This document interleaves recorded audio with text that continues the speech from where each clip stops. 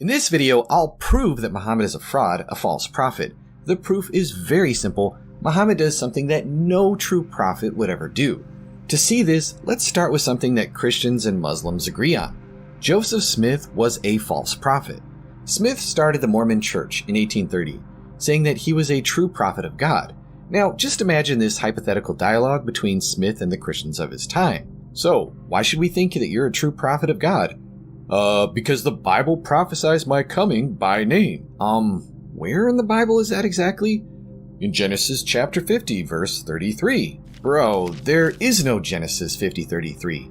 Genesis 50 stops at verse 26. Well, that's because the original ending of Genesis was lost. But don't worry, God has sent these verses down again. They've been re-revealed. I think I see where this is going, but I'll play along anyways. Who were they re-revealed to? Well, me, of course. Isn't that wonderful? You should be laughing at this point, because this is ridiculous. It's hopelessly circular. To believe in Joseph Smith, I need to believe in the prophecy of Genesis 50:33. But to believe in Genesis 50:33, I need to believe in Joseph Smith. But it's worse than a bad argument. It's proof of fraud. This claim requires us to think of God as a bumbling idiot, a forgetful moron. Supposedly, this is the sequence of events. Number 1, God sent down a prophecy that Joseph Smith would come. Number 2, over time, God allowed every trace of that prophecy to disappear from the face of the earth. Everyone forgot, and everyone lost that bit of the Bible. This is very absent-minded of God. Number 3, God realizes that the prophecy is forgotten, so decides to send the prophecy again. Who should he send the prophecy with?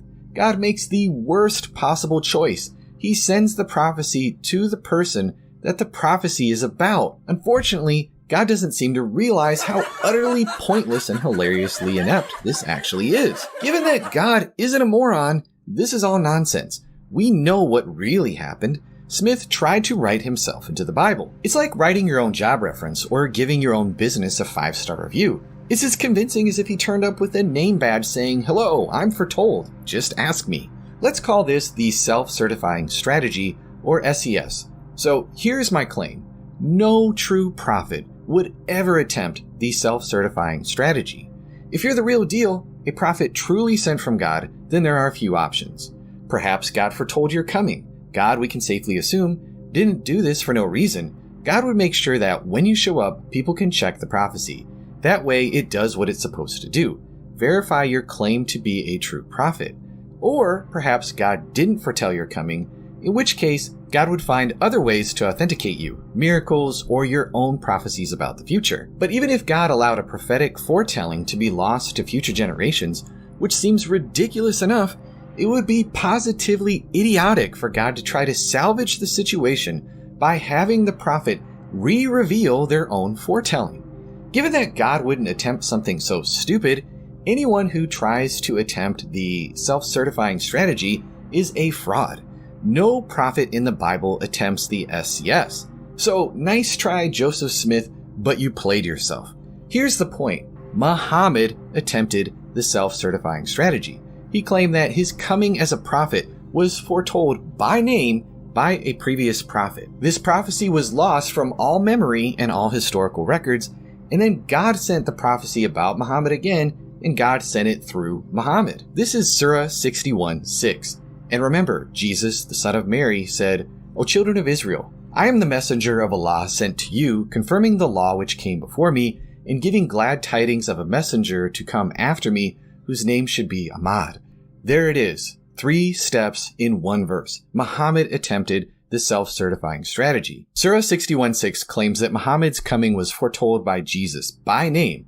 Ahmad and Muhammad are essentially the same name in Arabic.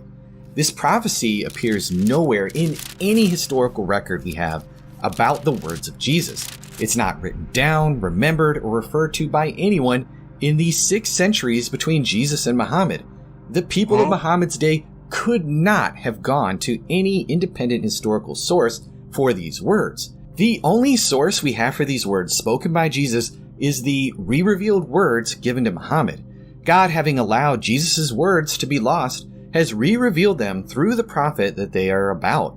Rather than allowing Muhammad the basic dignity of letting his listeners independently check this foretelling, God forces Muhammad to self-certify. It's humiliating. None of this assumes anything about the New Testament, or the Gospels, or Jesus, or the Bible, or the church. It is an internal check, a test that no true prophet would fail. Muhammad fails decisively. No true prophet would say, I was foretold by God, but only I know about it. But Muhammad does reject him.